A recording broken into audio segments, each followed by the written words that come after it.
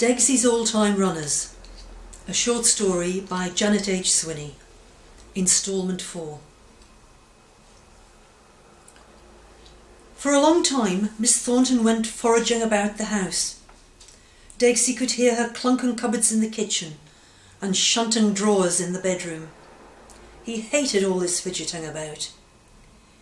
Eventually she came back empty-handed to her chair. It was getting dark and rain was starting to rattle against the windows. "Let's have some light, eh?" Miss Thornton switched the telly on. It was the tail end of Murder, She Wrote, and dangerously close to the start of Countdown. Degsie stretched himself across Miss Thornton's chest and gave a yawn. "Time for your snooze?"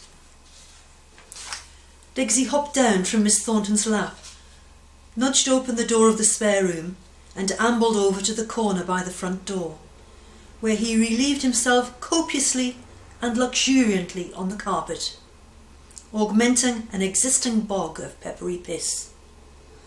One thing about being Miss Thornton's lodger, you didn't have to go outside for anything when it didn't suit you. Feeling much the lighter for his effort, he bounded up effortlessly onto the top of the wardrobe, slid open the lid on the hat box, jumped inside and poured the lid back again.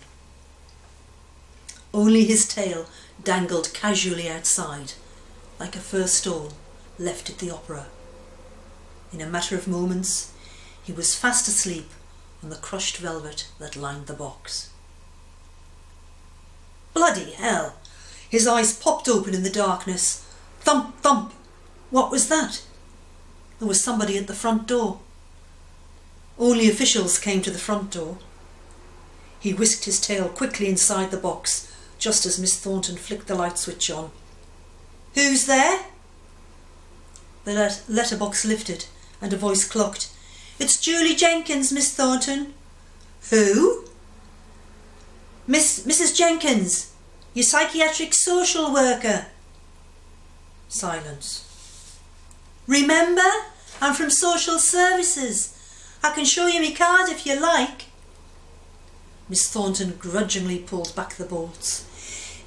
Mind, it's nice to get inside, worridy." The social worker stepped in off the street, shaking her bedraggled hair. "I was just driving across from Philly when suddenly it started to pelt down. There was a sharp intake of breath. "Ooh, have you had an accident, Miss Thornton?" "Eh?" "Have you had a bit of an accident? It's all right, you can say." "I was watching the telly." The voices moved into the other room. "How have you been keeping then?" "Canny? Shall we have the light on?" The living room light didn't work anymore. It had become Miss Thornton's practice to sit into the evening with the room illuminated only by the flickering light of the television set.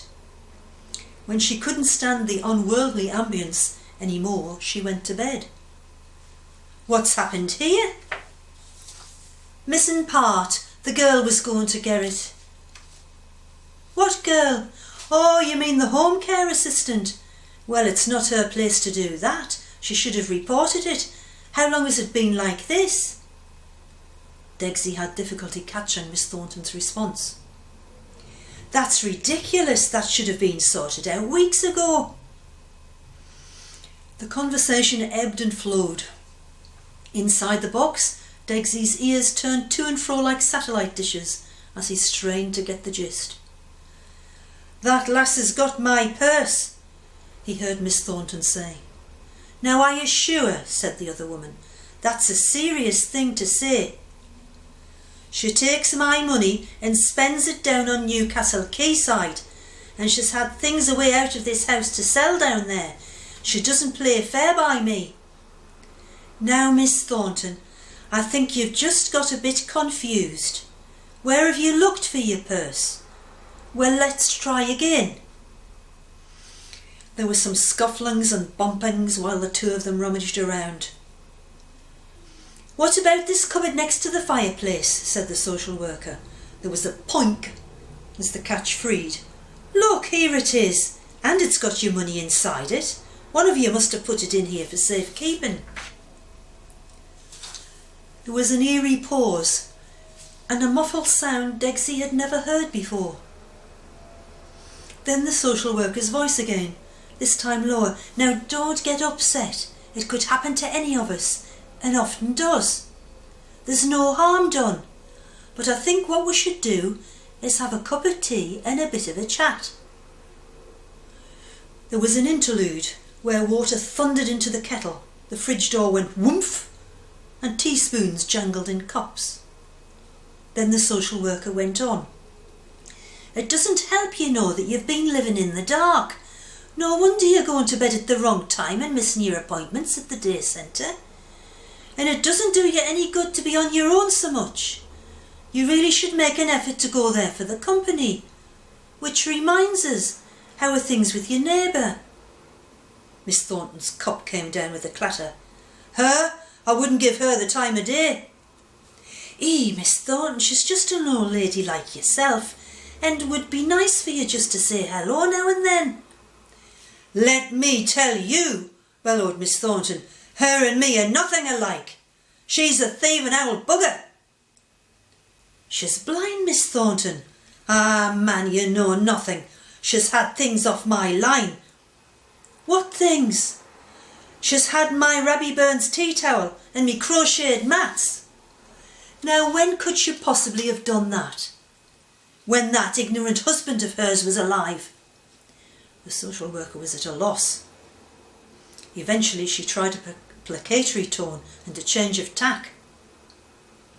"The other thing is, I'm a bit worried about your health. You seem to be having problems, you know. Maybe it's because you're not keeping regular hours." There was a pause. "What do you say?" I do wonder sometimes," faltered Miss Thornton. I do wonder if I've got things quite right. They keep changing. I think they're one way and then they're another." "That's what I mean. It can't always be easy.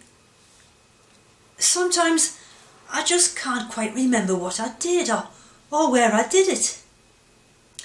"No, exactly. So what I'm thinking is, I know a place.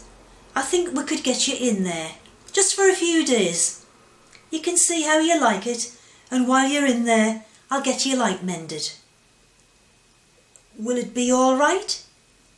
"It's very nice. You can have your own room, and you'll get all your meals. They do a lovely Sunday lunch." Miss Thornton hesitated. "Can I take me Tom Jones records?" "Oh yes, and the Vienna Boys Choir as well, if you like." "Is this it then?" said Miss Thornton slowly. "It's just for a few days, really, and then we'll see how you feel." There was another eerie pause, and a sound like a balloon deflator. Then the social worker, gently, "I'll just make a phone call then." There followed a minute tapping sound, then, "Hello, Jenny, Julie. One bed. Emergency admission. Might not. Confused. Yes. Dementia, some paranoia. Incontinent as well. No. Single. I can bring her straight down myself. No next of kin. I'll just pop her in the car then. See you in a bit." The social worker switched off her phone. "You'll need to pack some night clothes, Miss Thornton." "What about me cat?" "Your cat?" "Aye. What about Delilah?" "What cat, Miss Thornton? I've been to visit you quite a few times now, haven't I? And I've been all round your house. If you had a cat, I would have seen her, wouldn't I? Or at least a litter tray or some cat food. But I haven't. Isha's in here every day." "All right, I tell you what, you go and put your night clothes in a bag and I'll have a look round for the cat." "But while I'm away?" "Don't you worry, I'll get the light fixed and I'll see to the cat." Miss Thornton shuffled through to the bedroom. The social worker came back through the spare room and opened the front door. Degsie lifted the lid on his pillbox and peered out. He saw the writing on the wall. In a minute, the house would be locked up and empty, except for him. He would be trapped inside. He slid down the wall like a shadow. Outside the front door, the social worker was busy in her car, the door open, her ample bottom in the air. Degsie sidled past and scuttled across to the other side of the road, where he hid beneath a gasfitter's van. The social worker went back into the house and escorted Miss Thornton out. She sandwiched the elderly woman into the front passenger seat. The lights in the house went off. The door was slammed. The little car made off up the street. It was still raining, and Degsie's arse was in a puddle. Now what? 2 homes lost in a single day. That was some going, even for him. He stretched out, first front legs, then hind, and gave himself an all-over shake. Nothing for it but to head up to the pigeon lofts and see what succour was available. Tomorrow he would start the search for a home all over again.